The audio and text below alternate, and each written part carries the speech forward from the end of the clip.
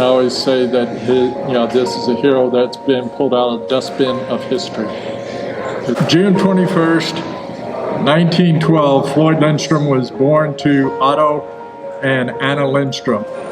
But the issue with Otto's drinking drove them apart, and Anna brought Floyd out to Colorado Springs because she had a sister here. She eventually got employment at the Meyer Stratton home as a person in the laundry. They allowed her to have a small cottage. He participated in the Boy Scouts, played basketball, worked on the Stratton farm, and also had a job as a soldier. Eventually graduated from Cheyenne Mountain High School in 1931, and they had to leave the Stratton home. First address was at 31 East Platte, right across from the American Legion Post that now bears his name. Got a job during the Depression with the Summers Market as a truck driver, and he would be hauling vegetables and produce back and forth from California.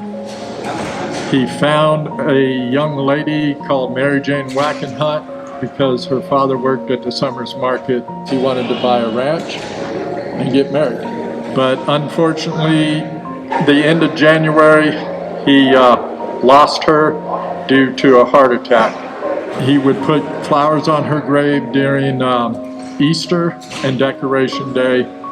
And when he finally went into the military, he would send money back to Anna to continue the practice. His late 20s when he finally got engaged to Mary Jane. But he had true love for her, and I'm sure he was devastated. And that's just an outlet for him to say, "You're not forgotten."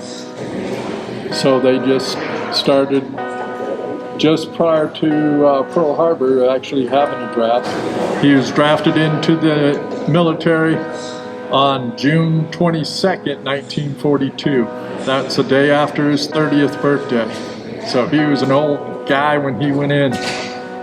But he took basic training in heavy weapons out at Camp Roberts, California, along with Robert Maxwell and Joseph Martinez. They were all in the same platoon. They all received the Medal of Honor in 3 different incidents.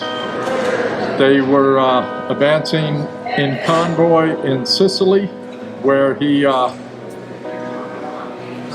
they came under attack of 3 F-109s. The convoy dispersed. Everybody got off the trucks because they were loaded with ammunition, and nobody wants to sit on a whole bunch of bullets when 120 millimeter bullets are coming at you. Somebody forgot to set the parking brake, so one of the trucks started rolling.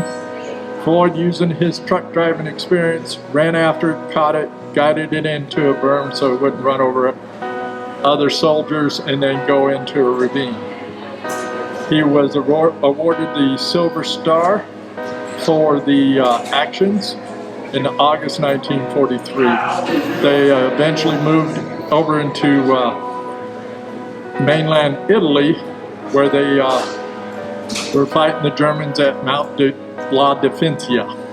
He didn't dislike anybody until he had to go to war with the Germans. There was 2 machine gun crews that formed up to offer support for an infantry unit as it moved up through the valley.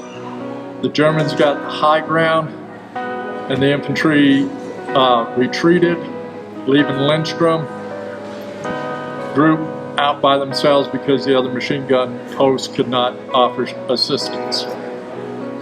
Instead of trying to fall back, he picked up his water-cooled machine gun that weighed 112 pounds and went up a very rocky slope to attack the German machine gun nest that was above him.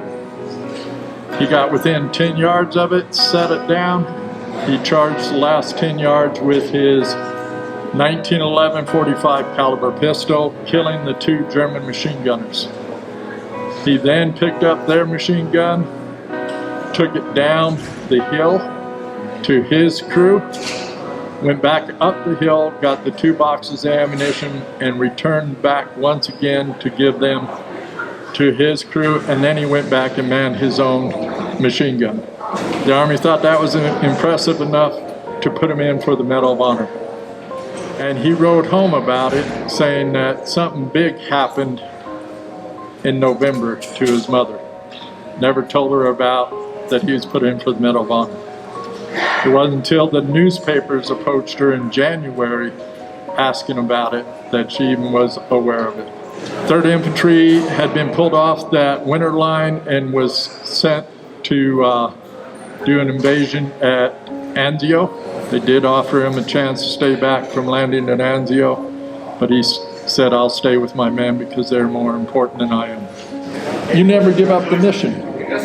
You know, he was ordered to man, different posts, and he would not give it up. But on February 3rd, the Germans counterattacked and overran his spot. He was killed by either hand grenades or small rocket fire. Unfortunately, because the Germans had overrun that spot, the Army could not confirm that he had been killed in action until they recovered his remains on June 6th. They buried his fiancée on February 3rd, 1942. He was killed in action on February 3rd, 1944.